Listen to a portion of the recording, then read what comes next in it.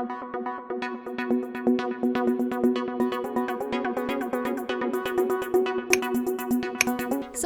and hit the bell icon to never miss an update from eTimes TV. Hi Arshi. Hello.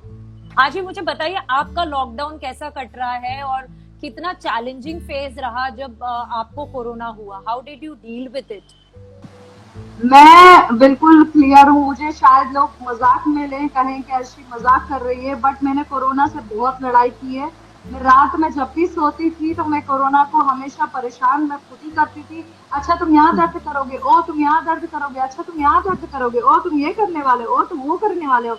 And मैं किसी को बोल नहीं रही कि वो लोग बेनेड्रिल पिए, लेकिन हाँ मैं बेनेड्रिल के 4-5 ढक्कन पिया करती थी और उसके बाद मैं जो सोती थी 8-10 घंटे के बाद उठा करती थी। तो मुझे सच बोलूं तो मुझे कोई फर्क नहीं पड़ा है, बिल्कुल भी कोई फर्क नहीं पड़ा है।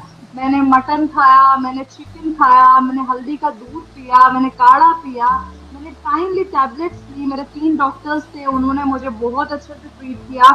यस, 23 अप्रैल को मैं जरूर रात के अंदर बेहोश हो गई थी, बिकॉज मैंने कुछ ज्यादा ही गरम खा लिया था, शायद मेरा बीपी लो हो गया था। तो रात के 3 बजे मैं बेहोश हो गई थी, तो मैं भागी घर के बाहर। मुझे नहीं पता मैं पहली बार ऐसे बेहोश हुई और मैं बेहोश होकर गिर गई।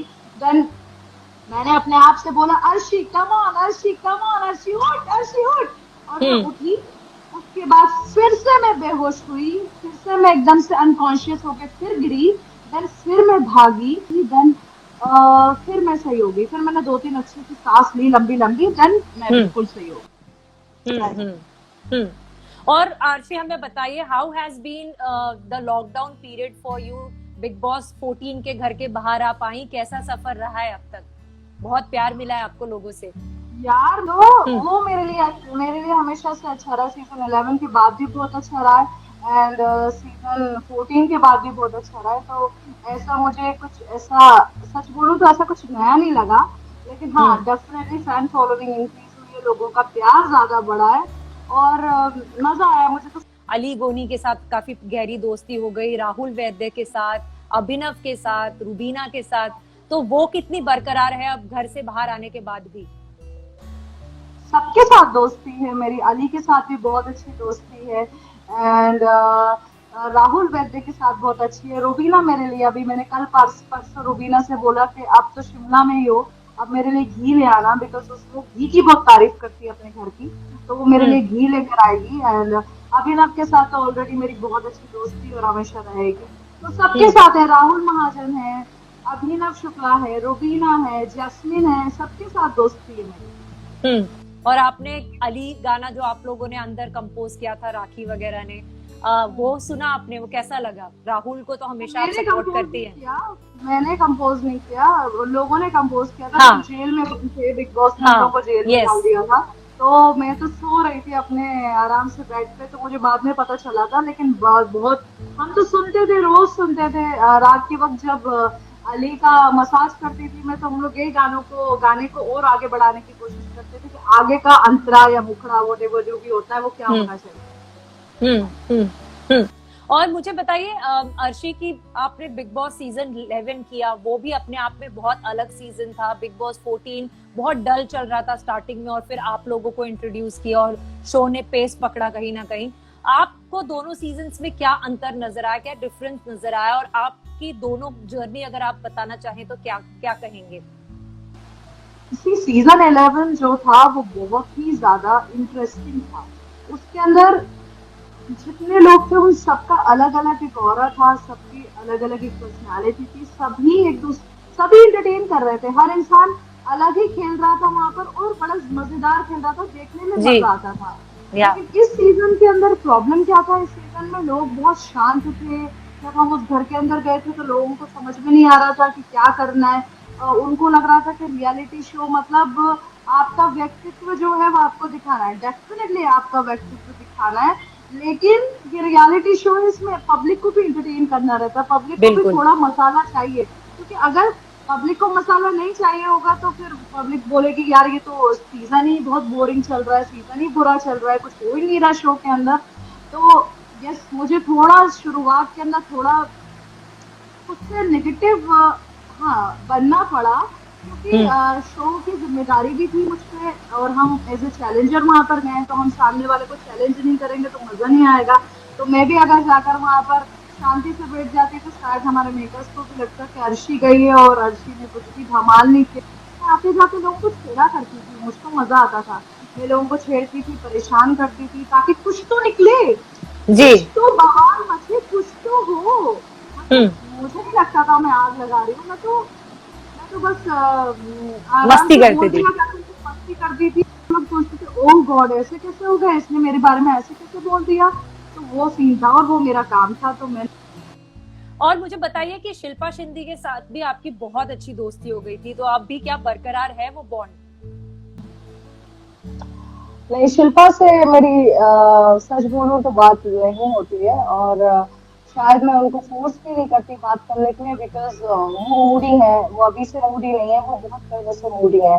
और ऐसा नहीं है कि हमारी कोई दुश्मनी है या फिर लड़ाई झगड़ा है, नहीं ऐसा बिल्कुल भी नहीं है। लेकिन हाँ, वो बहुत मूडी है, उनका दिल चाहता है तो वो मुझे खुद ही फोन कर लेंगी, और मैं बाकायदा जरूर मैं उनको जवाब दूंगी, उन्होंने फोन किया। लेकिन मैं ज्यादा इतना ज्यादा किसी की पर्सनल लाइफ में नहीं घुसती, और वो मूडी है तो फिर मैं ज्यादा बात नहीं करती।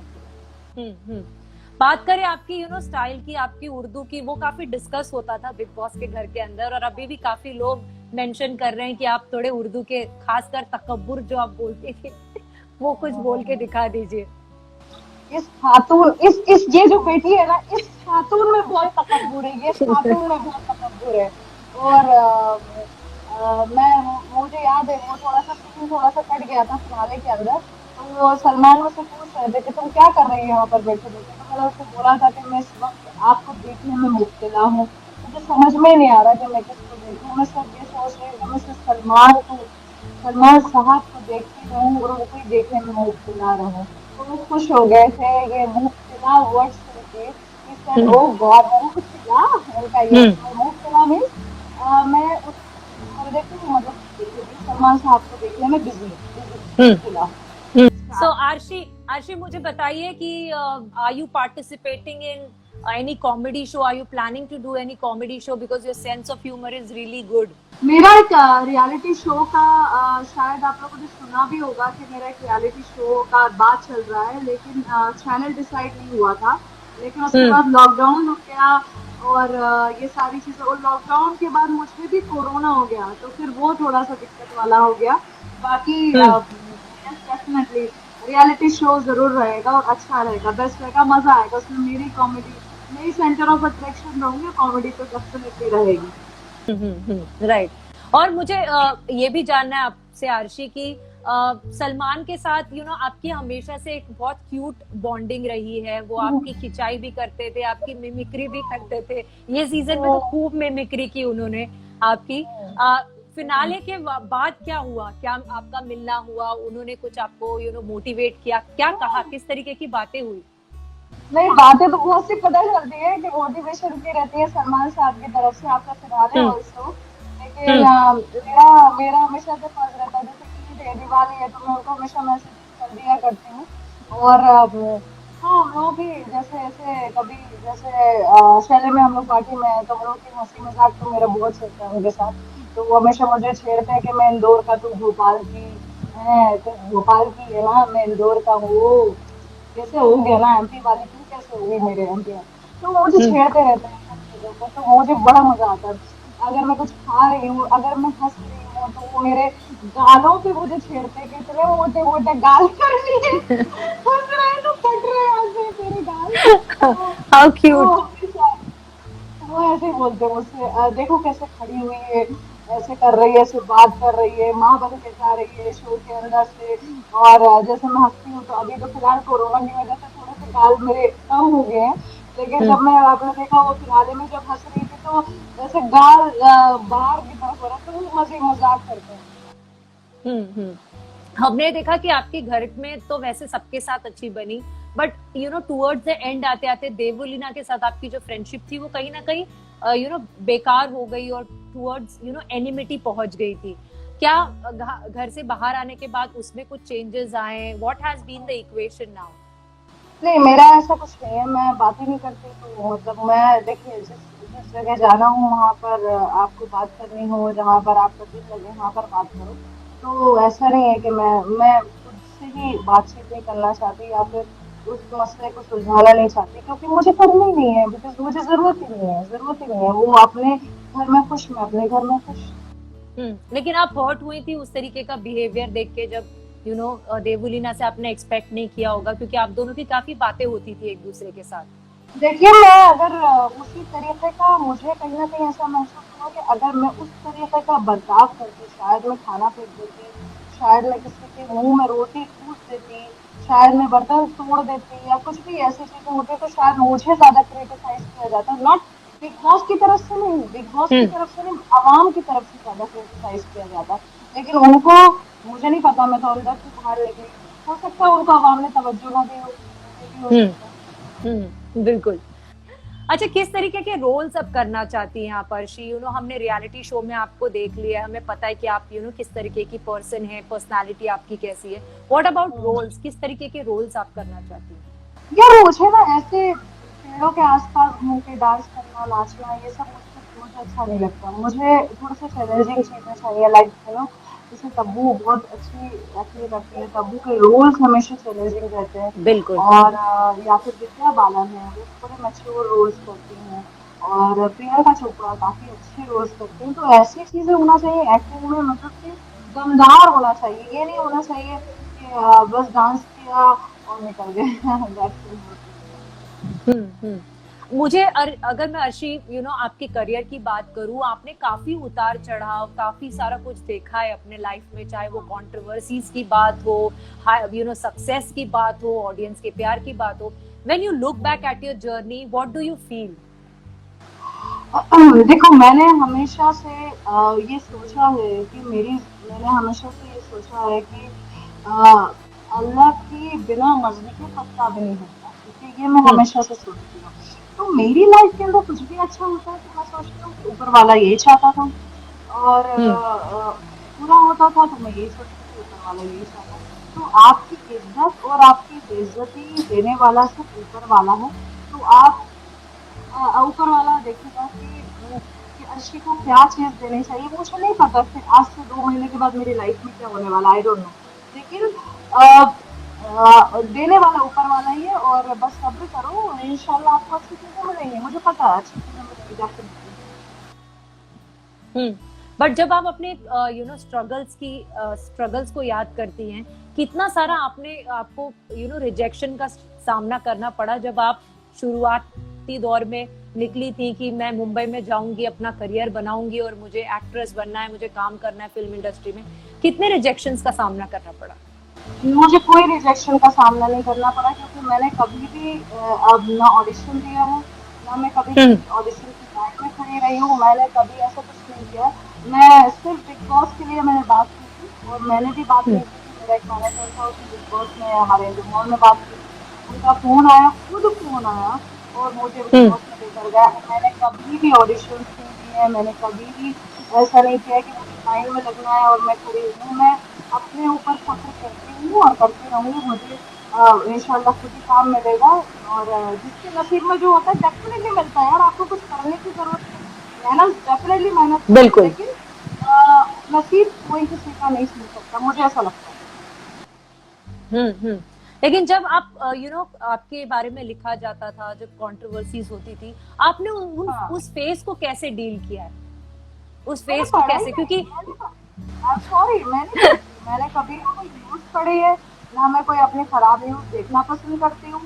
मैं उस दिन चली जाती हूँ या तो घूमने या स्पा लेने चली जाती हूँ, या फिर मैं सो जाती हूँ घर के अंदर, या फिर मैं अपने दोस्तों के साथ बैठी रहती हूँ, बातचीत करती रहती हूँ। तो वो मैंने आज तक कभी भी ऐसे न्यूज पढ़ना ही पसंद नहीं करती हूँ मैं, कि जिसके अंदर मेरी बुराई लिखी हुई हो, क्योंकि मैं उसको पढ़ के अपने आप को क्यों हर्ट करूँ। जिसने लिखा वही पढ़वाए जगह जगह, हमें क्या मतलब है। हाँ, डेफिनेटली अभी ऐसा है कि अगर कोई ऐसी चीज दिखेगा तो हम उसके ऊपर जरूर बात करेंगे कि आपने ऐसे क्यों लिखा। लेकिन उस वक्त शायद मैं अर्शी खान नहीं थी। लेकिन अभी ठीक है, अभी इंशाल्लाह अगर कुछ ऐसा होगा तो हम जरूर उसके ऊपर बात करेंगे कि ऐसा क्यों लिखा, ऐसा क्यों लिखा आपने। और अपने इतने कहते हैं ना कम वक्त में काफी कुछ हासिल कर लिया आपने, अपने मुंबई में एक घर भी खुद का खरीद लिया है, तो कॉन्ग्रेचुलेशंस ऑन दैट। कितना प्राउड फील होता है कि बिना किसी गॉडफादर के इंडस्ट्री में आना, अपना नाम बनाना, रियलिटी शो में अपनी पहचान बनाना, लोगों के दिल में अपनी जगह बनाना, और फिर घर भी खरीद लेना, हासिल करना, ये सब चीजें। How proud do you feel? यार प्राउड तो नहीं, ऐसा नहीं है कि मैं अपने ऊपर प्राउड करूंगी कि मैंने इतना सब कुछ कर लिया। मुझे अभी भी लगता है कि मैंने कुछ नहीं किया, सच बोलूं तो, क्योंकि मुझे ऐसा लगता है जैसे मैं बिग बॉस करके निकल के आई, सीजन 11 किया, उसके बाद मुझ में शायद इतना ज्यादा मुझे पता नहीं था कि आगे क्या करना, आई डोंट नो।